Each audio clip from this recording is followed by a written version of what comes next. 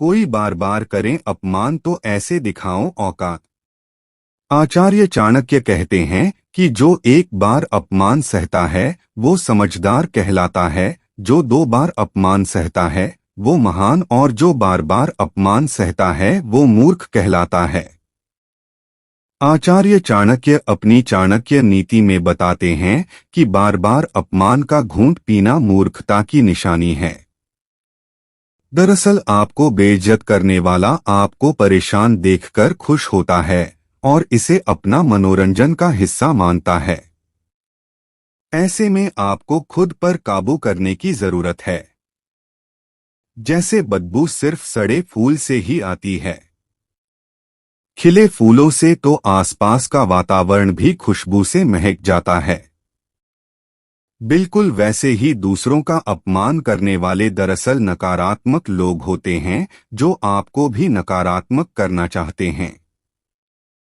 शून्य से शुरुआत कर शिखर तक पहुंचने वाला शख्स कभी किसी को अपमानित नहीं करता है।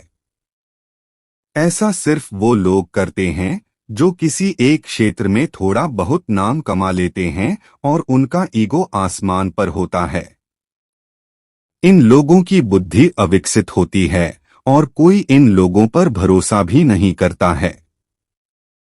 ऐसे लोग अपने ईगो के चलते ही एक दिन सीधे गड्ढे में गिर जाते हैं। आमतौर पर जब कोई आपका अपमान करता है तो अगर आप भी उसी की भाषा में उसको जवाब देंगे तो हो सकता है आपको कुछ देर के लिए अच्छा लगे, लेकिन ये आपको मानसिक रूप से बाद में परेशान करेगा और वो पल आपके लिए बुरी याद बनकर रह जाएगा। यही नहीं, समाज में आपकी इज्जत कम होगी। अपमान होने पर महज 1% लोग ही ऐसे होते हैं जो समझदारी से काम लेते हैं।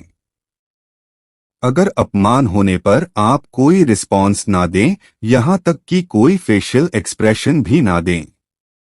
उदाहरण के तौर पर जब हाथी रास्ते से गुजरता है तो कई कुत्ते भौंकते हैं, लेकिन हाथी को कोई फर्क नहीं पड़ता, उल्टा सब कुत्तों पर हंसते हैं।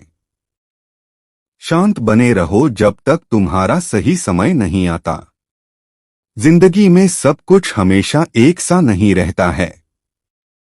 दुख के बाद सुख भी आता है, चाहे कम वक्त के लिए ही हो, और सुख के बाद दुख भी आता है, चाहे लंबे वक्त के लिए ही क्यों ना हो। कुल मिलाकर सुख दुख जीवन का पर्याय है और हर इंसान को इससे गुजरना होता है।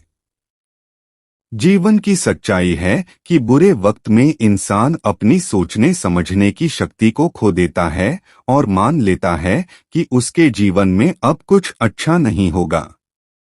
मगर क्या ये सोचना ठीक है? आचार्य चाणक्य के अनुसार 5 चीजों का ध्यान रखें तो जिंदगी की हर परेशानी को आसानी से दूर कर देंगे। बुरे ख्यालों को मन से निकाल दें। जिंदगी बहुत कुछ सिखाती है। दरअसल ये दुख ही हैं जो जीवन का सच है। ये संघर्ष करना सिखाता है, आगे बढ़ना सिखाता है। तो संयम और आत्मविश्वास से काम लें। सफलता बस कुछ ही कदमों की दूरी पर है। प्रतिक्रिया पर ध्यान दें। आचार्य चाणक्य बताते हैं कि हालात और रिजल्ट पर किसी इंसान का बस नहीं होता है, लेकिन किस हालात में आप क्या प्रतिक्रिया देते हैं ये आपके व्यक्तित्व को दर्शाता है।